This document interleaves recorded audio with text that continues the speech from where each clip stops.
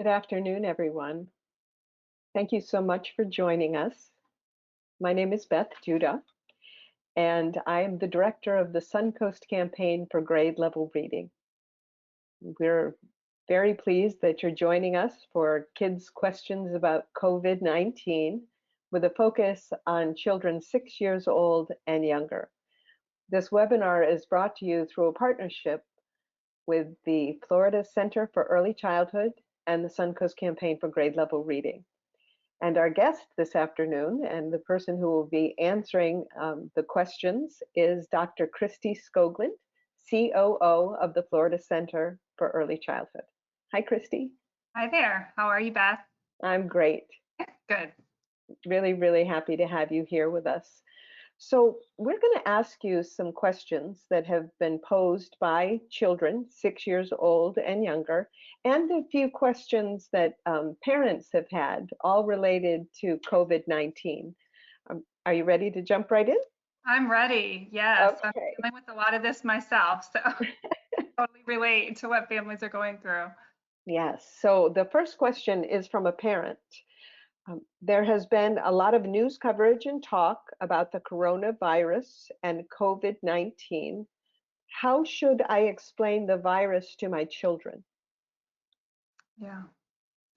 Yeah, so I think the first advice that I would give families is to make sure that they understand what they're talking about, but first and foremost, to check themselves and check their own feelings about what's going on, because we need to be real with how we're feeling, if we're feeling fear or worry of our own, because our kids are going to pick up on our energy. So if our goal is to not excite our children unnecessarily and create a sense of fear in them, then we need to check our own anxiety about this. So check that first in how we deliver the information. And we want to make sure that we have accurate information too, because there's a lot out there, and we want to make sure that we're checking the information on reliable websites. So we need to first check our own anxiety. So how much detail should we go into with the youngest kids? I mean, what do we explain about virus and Yeah. You know, Beth, there's so many great tools out there that I think a visual is really good. There's a great video that a lot may have seen recently online. It's kind of gone viral with the preschool teacher who did a visual demonstration. Have you seen it with the pepper and the water? Yes, I have. Yes. So that is a great visual to kind of just show kids very, very basic information about how germs stick to us, but when we wash our hands really well, that the germs go away and they don't stay on our hands. We want to be honest with kids, but with kids 6 and younger, their brains aren't fully comprehending the severity of what's going on, and they're watching everything around them, and they're deciding how they're going to respond to whatever is going on in their world. But right now with this coronavirus, COVID-19, they're hearing all kinds of names. They're deciding how fearful to be and how to react based on what they're seeing the adults in their life, especially their parents who they trust more than anyone, how they're reacting. So we have to make sure that we're sharing with them honest information, because we want them to trust that we're going to be honest with them, but only share it in ways that they can understand. These kids don't have the cognitive ability to really understand that this is probably going to get better in a few months, and they just know they live in the here and now. They are living in the moment, and so we need to make sure that those moments are moments of where they're feeling safe and protected, and that those that are caring for them have got this, and we're going to do what we can to keep you safe. That's really good advice. Thank you. So this is a question from Kid. And the question is, why are so many people staying home now? Yeah, so in explaining the virus, it's important to understand, to share I think the honesty about how we've really not experienced anything like this, at least not in most of our lifetimes, in anyone's lifetime really that we know. So this is really new. And why are people staying home now? Well, because that's the quickest way to keep the easiest way to keep this thing from spreading. And that's what the people that are the reliable sources, the helpers out there, the doctors, all these people who understand about spread of germs are telling us that this kind of virus, this kind of germ spreads really easily from person to person. So if we are not going out and about, if we're staying home, it's going to keep it from spreading and eventually it'll go away. So that's the easiest way to share. Mm-hmm. We have to stay home because it is, it's who stays home every day all day, Right. it's really unusual. Yep, absolutely. So this is another question from a child. And the question is, when can I go back to my school? Yeah. Yeah, I wish I knew that answer. Yeah, so I think honesty is I'm not sure. And here's the information we have right now. And the information we have right now is that you're not going to be going to school at least until this date. And we can even pull out a calendar if they understand that concept, right? And show them.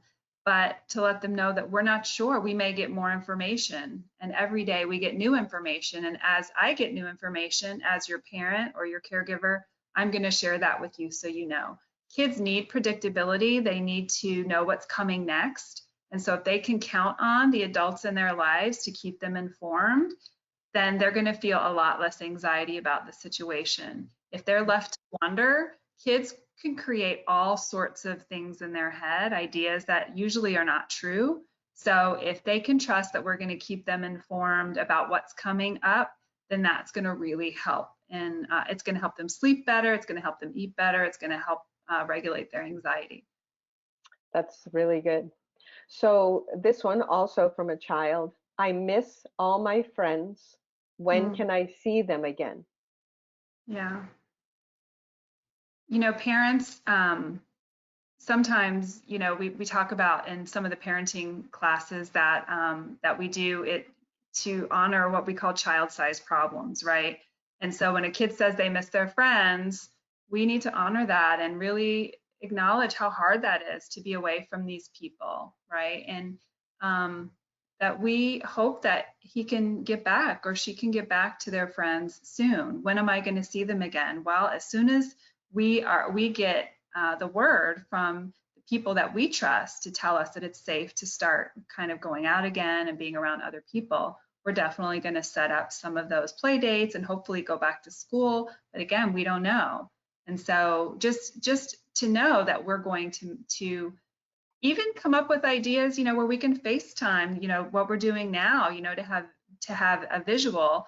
We didn't get to do that years ago, and now we have this wonderful thing where we can actually see our friends without having to be in the same space.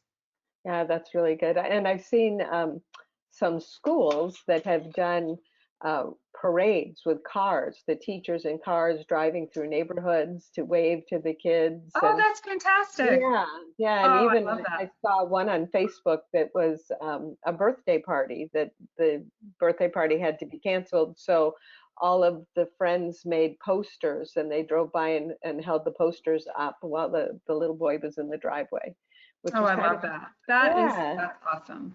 I And think we're seeing a lot of creativity right now. People are really having to think more about how they can still make something happen without having to be in the same space.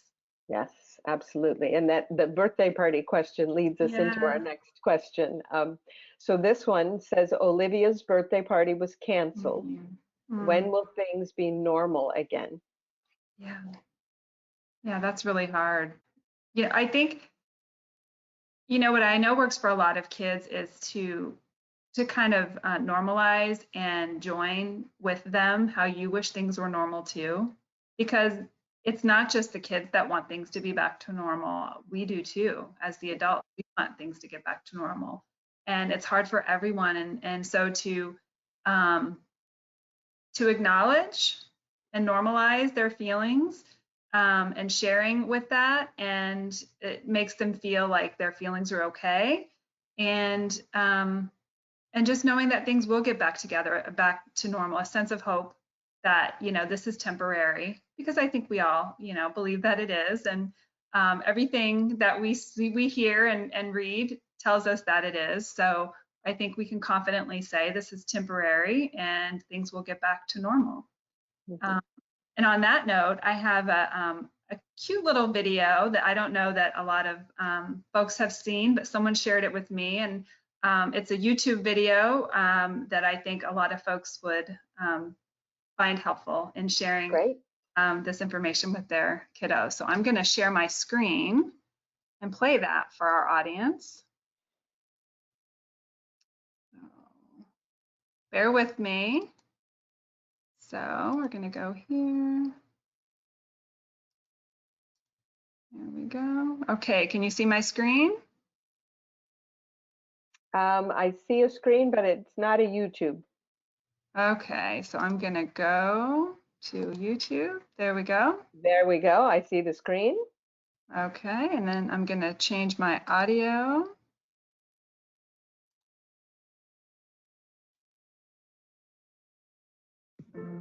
Time to come in, Bear. Get.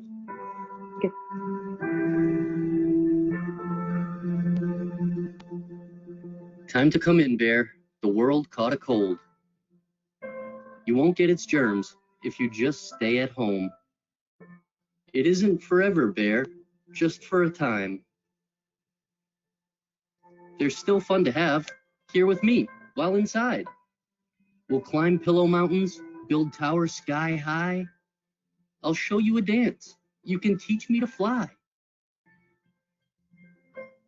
We'll paint with our paws, Bear, tell stories, read books.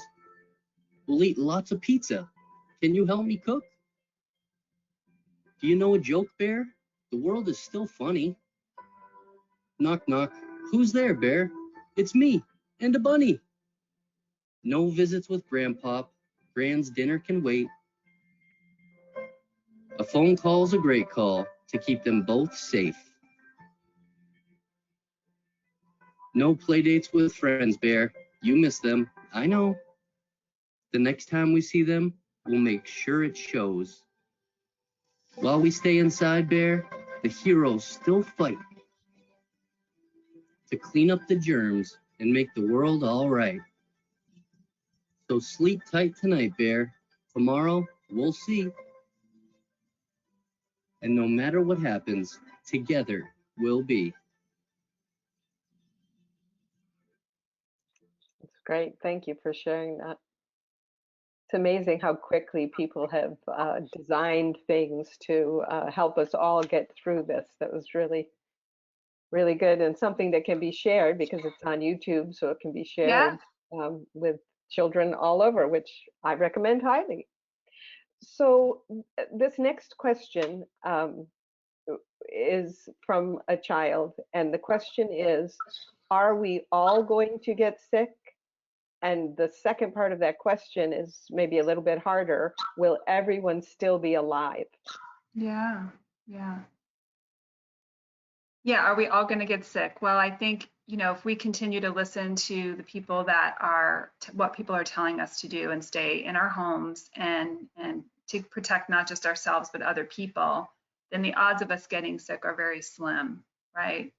And, if you watch the news, it will talk a lot about deaths in different states. And I think we have to be careful with the younger kiddos to guard what we have on our television and what conversations we have regarding these things, because it can create a sense of fear about death. Although young children don't understand death the way that older children do, it's still, they understand that it's something that is really sad and something that they've learned to fear to some extent. So I think, again, reminding them that we are going to do everything we can to keep you safe. And we're going to do everything to keep our family safe and healthy is what kids really need to know. They're very egocentric. They want to make sure that they are cared for and that the people that are taking care of them have their best interest at heart. So if we can keep that in mind while guarding our own anxiety about this, the kids are going to fare much better. making sure we're not using unnecessary medical equipment. I think some people might feel the need to maybe, or the pull to want to use masks and gloves and these sorts of things. While we know that they're important, we want to make sure that we're not using them unnecessarily, because they can make us look funny or scary. And it can also kind of create this level of uncertainty with children. So we want to use those with caution. Obviously, if people have compromised immune systems or other health conditions that require those things, we should explain that. If some people are wearing masks and others aren't, but we don't want to create through this this time, we don't want to create little germaphobes or children that have developed unnecessary anxiety disorders, because it can happen. Moments like this are really defining in lives, so we need to be careful what we're doing and how we're communicating. Absolutely. And I think that idea that we're all staying home and all going through this time, but we're all doing it because it's letting us help. Yes. That by us doing these things, we're helping people not get sick, and We're helping, yeah, and I think and we're that's, all in it together. We're all, not just our house or our family, but everybody's doing it. Yeah. And I sort of focused on the helpers, and in times like this, there are so many helpers out there. There are so many people helping to make this go away.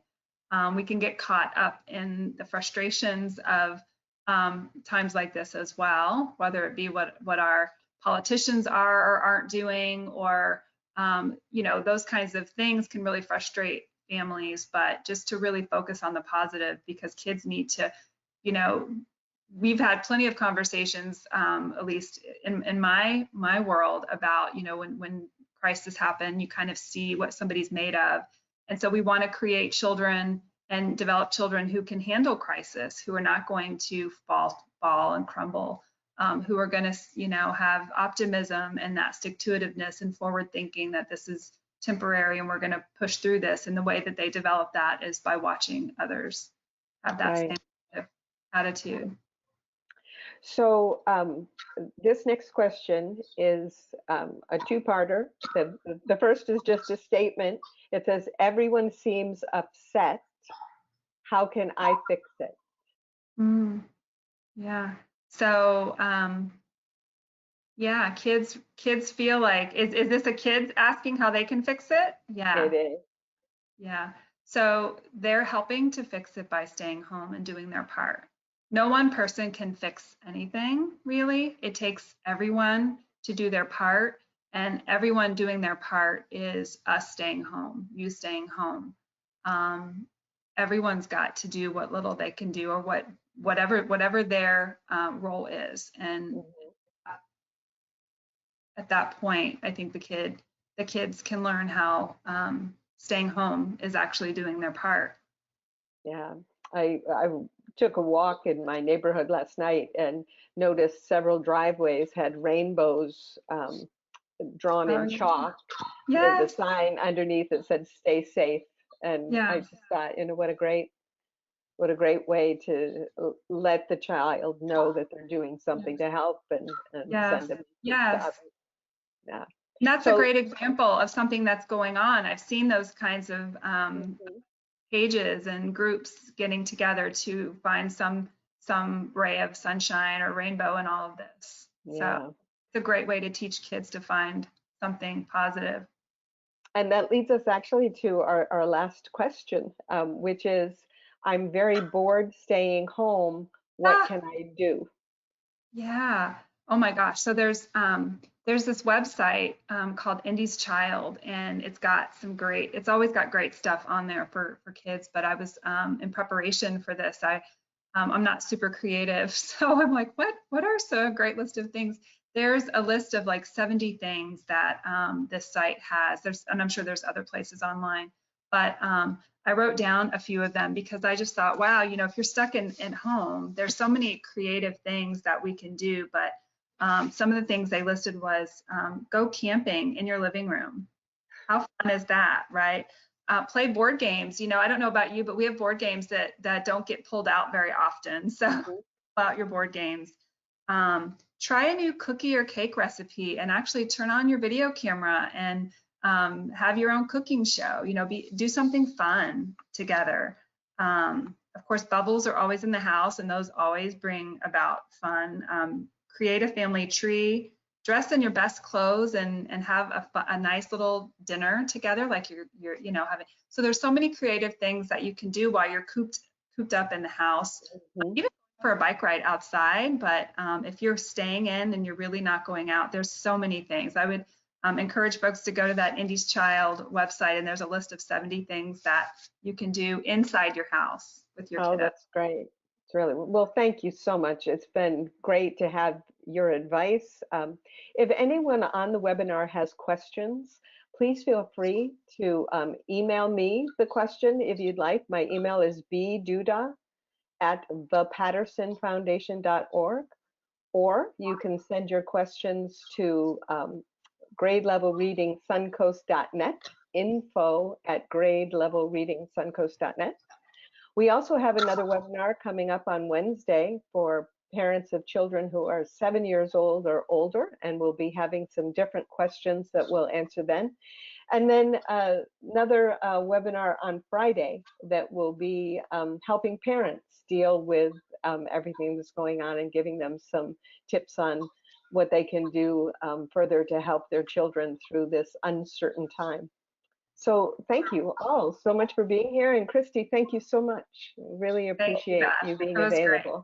All right. I appreciate it. Thank you. Bye-bye, everybody. Thank you.